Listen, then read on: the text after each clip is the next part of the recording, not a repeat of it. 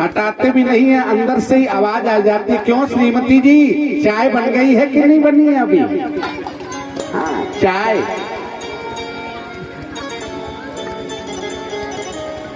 तो यही तो है हमारे और आप लोगों की स्थिति। न मंजन किया, न कुल्ला किया, न भगवान का भजन किया, वो चाय। बोले महाराज सबसे पहले हम चाय पीते हैं और 2-1 बिस्कुट भी ले लेते हैं साथ में। 2-1 बिस्कुट लिया, चाय लिया और माने जंगल गए, जंगल से लौट करके आए तो माने नहाना धोना कुछ नहीं। बोले कुछ खाने के लिए है क्या? टोस्ट ले लिया, बिस्कुट ले लिया, रोटी खा ली, जो भी कुछ खाना हो, खिचड़ी खा ली, दलिया खा लिया। और माने स्नान कितने बजे करते हैं? बोले करते हैं तो माने 1 बजे या 12 बजे। अरे हमारा ये सुंदर भारत देश ऋषियों की परंपरा का देश है सज्जनों। कहते हैं 3 प्रकार के स्नान बताए गए हैं हमारे भारतवर्ष में। 4 बजे से 5 बजे का जो स्नान होता है वो ऋषि स्नान माना जाता है आज भी। और 5 बजे से 6 बजे तक का जो स्नान होता है वो मनुष्य स्नान होता है। और 6 बजे के बाद में सूर्य उदय हो जाता है, फिर हम स्नान करते हैं तो वो राक्षसी स्नान होता है। राक्षसों का स्नान है वो तो भैया। अरे सुबह स्नान करके हमको भगवान का भजन करना चाहिए, संध्या वंदन करनी चाहिए, नारायण की उपासना करनी चाहिए। लेकिन हम लोग उल्टा कर रहे हैं। खान पान का सब व्यवहार बदल गया है बिल्कुल। देह भाजाम लोगे कष्टान कामान अर्हणते बिड़भुजाया।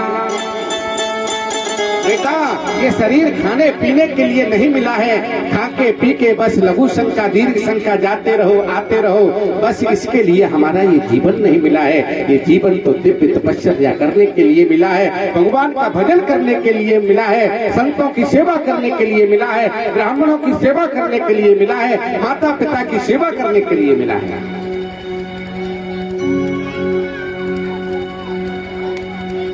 आज सभी पुत्रों की समझ में आ जाती है, बोले पिताजी आओ हम भगवान का भजन करेंगे। बुद्धि बदल गई, किससे बदली? सत्संग से। सत सुधरे सत्संग पाई। सत्संग से बुद्धि पलट गई। 99 बेटा थे वो तो जंगल में चले जाते हैं, एक बेटा भरत को रख लिया। बेटा इसे गद्दी को कौन संभालेगा? भरत जी महाराज उस गद्दी पर अभिषिक्त हो जाते हैं। ऋषभ देव जी महाराज तो अब जंगल में जाकर के पड़े हुए हैं, वहीं पर मलमूत्र का त्याग करते हैं और परमहंस गति को प्राप्त कर गए हैं ऋषभ देव जी महाराज। अब तो भरत जी ने कहा कि अब मैं इस राज्य को भोगते हुए बहुत दिन हो गए, अब मैं क्या करूंगा? अपने बेटा सबसे बड़े बेटा जिसका नाम है सुमति, और सुमति को राज्य की गद्दी पर बिठा दिया है स्वयं। कहते हैं नेपाल में जहाँ पर दामोदर नाम का एक कुंड है, गंड की नदी है, वहाँ पर जाकर के गंड की नदी के किनारे पर बैठ जाते हैं और भगवान सारग्राम की सेवा करते हैं, तुलसी दल चलाते हैं और हजारों मालाएं नित्य प्रति सुबह से शाम तक भगवान का भजन करते रहते हैं। एक दिन की घटना घटित होती है। एक हिरणी भागती हुई आ रही है और हिरणी के गर्भ में एक छोटा सा साबुक बच्चा है, वह गर्भिणी है वह हिरणी, और एक शेर पीछा करते हुए आ रहा है और हिरणी को डर लगा रहा है। कहाँ पर रही है हिरणी? सोचा कि आज मेरा गर्भस्थ बालक भी मर जाएगा, मैं भी मर जाऊंगा।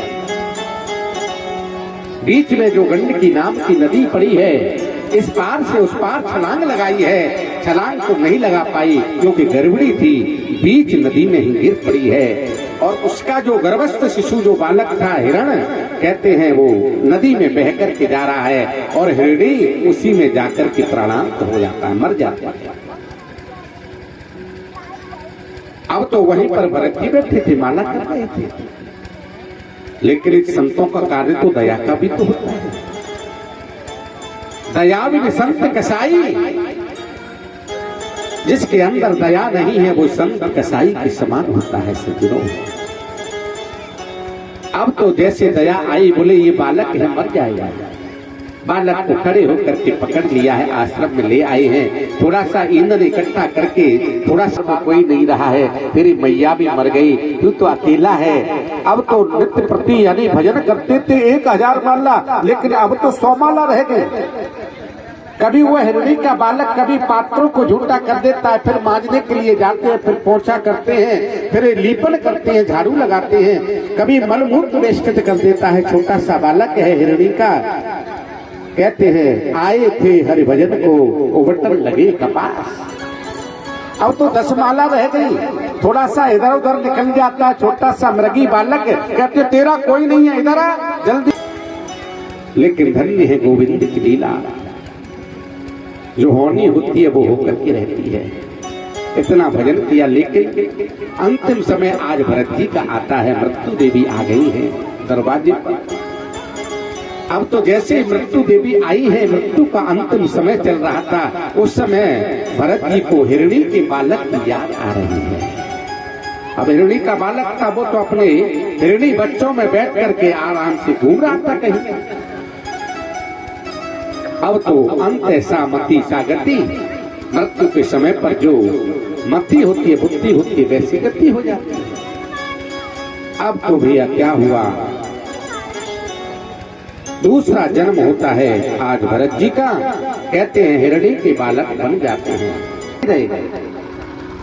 दूसरे जन्म में याद आ रही है कि मैं तो भरत राजा था, लेकिन एक मृगी के बालक में मेरी आसक्ति चली गई, मेरा ध्यान चला गया, तो उसकी वजह से मुझे आज मृग का बालक बनना पड़ा है। मृगी के बालक जो साथ वाले हैं, दोस्त यार हैं, मृगी के बालक वो बुलाने के लिए आते हैं, बोले हरी हरी घास चरने के लिए चलते हैं। उन्होंने कहा कि नहीं, अब हम घास नहीं चरेंगे। क्यों?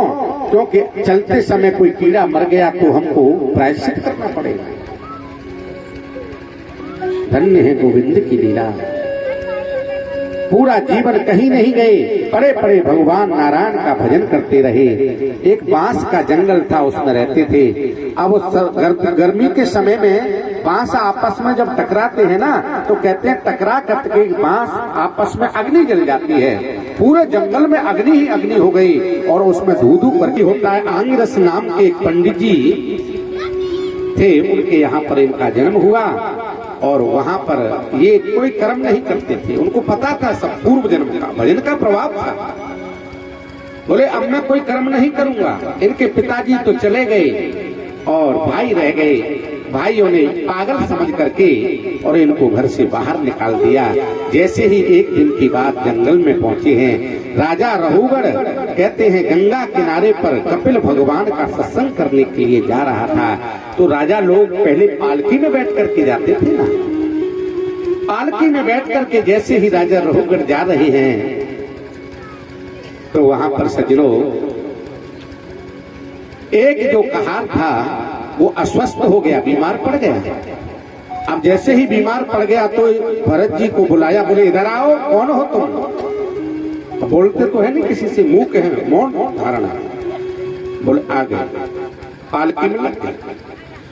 अब जैसे ही पालकी चलने लगी तो इनका नेम था भरत जी का, क्या नेम था कि नीचे देख करके चलते थे, कोई चींटी नहीं मर जाए पैर से, कोई चींटा नहीं मर जाए। एक लंबी लाइन आई चींटियों की, तो बोले इन्होंने एक छलांग मार दी। अब जैसे ही छलांग मारेंगे, पालकी कंधे पर रखी हुई है तो पालकी का बैलेंस से डिगमगा जाएगा ना। अब तो जैसे हलन हुई तो माने जो सिर था राजा का वो पालकी के कोने से जाकर के टकरा गया। अब रक्त बहने लगा। अब एक बार तो कुछ नहीं कहा, दूसरी बार फिर चलने लगे, तो फिर एक चींटियों की लाइन आगे, फिर एक छलांग लगा दी जड़ भरत जी ने, तो फिर राजा का सिर जोर से टकरा गया। अब रक्त बहने लगा और अब तो बड़बड़ाने लगा राजा। राजा है ना, अहंकार में है। बोले तुम जीते हुए ही मुर्दे के समान दिखाई पड़ते हो मुझे। बोले अच्छा, जीते हुए मुर्दे के समान दिखाई दे रही हो। बोले तुमसे श्रम नहीं होता है, तुम्हारा ये हट्टा कट्टा मोटा शरीर किस काम का है, तुमसे पालकी ठीक से नहीं चलाना आता। लेकिन कुछ बोले नहीं। लेकिन अब तो जड़ भरत जी ने सोचा कि अगर मैं आज इसको उपदेश नहीं दूंगा तो कहते हैं मेरी अपकीर्ति हो जाएगी संसार में। क्यों? क्योंकि जड़ भरत जैसे महापुरुष ने जिसकी पालकी को ढोया हो और वह व्यक्ति नरकगामी हो जाए तो वो ठीक नहीं है। धन्य है गोविंद की लीला। आज बोल पड़े हैं स्थौल्यम कार्श्यम व्याधय आदयस्य पुत्रभयम कलिरिच्छा जरा च निद्रारतिर्मन्नुरहं मदेशचो